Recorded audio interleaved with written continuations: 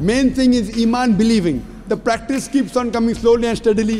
ভারতীয় বংশোদ্ভূত বিতর্কিত ইসলামী বক্তা ডক্টর জাকির নায়েককে আপাতত বাংলাদেশে আসার অনুমতি না দেওয়ার সিদ্ধান্ত নিয়েছে সরকার।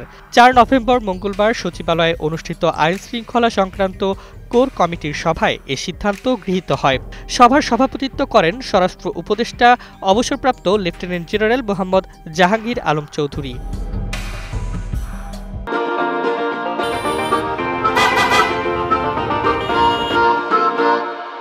স্বরাষ্ট্র মন্ত্রণালয় সূত্রে জানা যায়, একটি প্রতিষ্ঠান ২৮ ও ২৯ নভেম্বর ২ দিনের জন্য জাকির নায়েককে ঢাকায় আনার পরিকল্পনা করেছিল।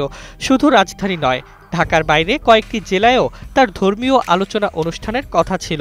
তবে সভায় উদ্বেগ প্রকাশ করা হয় যে জাকির নায়েকের আগমন বিপুল জনসমাগম সৃষ্টি করতে পারে, যা নিয়ন্ত্রণে বিপুল সংখ্যক আইনশৃঙ্খলা বাহিনী মোতায়েন করতে হবে।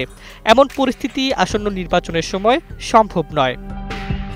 ফলে সিদ্ধান্ত নেওয়া হয় জাতীয় নির্বাচন শেষে তার সফর নিয়ে পুনর্বিবেচনা করা হবে, কিন্তু নির্বাচনের আগে নয়। ২০১৬ সালে ঢাকার গুলশানের হলি আর্টিজেনে জঙ্গি হামলার পর ভারত সরকার জাকির নায়েকের বিরুদ্ধে সন্ত্রাসে উস্কানি ও ঘৃণাবাচক বক্তব্যের অভিযোগ আনে। এরপর তিনি দেশ ছাড়েন এবং বর্তমানে মালয়েশিয়ায় স্থায়ীভাবে বসবাস করছেন।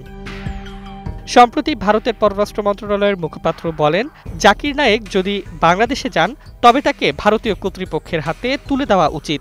এর জবাবে বাংলাদেশের পররাষ্ট্র মন্ত্রণালয় জানায়, কোনো দেশের অভিযুক্ত বা পলাতক ব্যক্তিকে আশ্রয় দেওয়ার নীতি বাংলাদেশের নয়। সর্বশেষ এই অবস্থান থেকে সরকার পরিষ্কার বার্তা দিয়েছে, বর্তমান রাজনৈতিক পরিস্থিতি ও নিরাপত্তা প্রেক্ষাপটে জাকির নায়েকের আগমন উপযুক্ত নয়।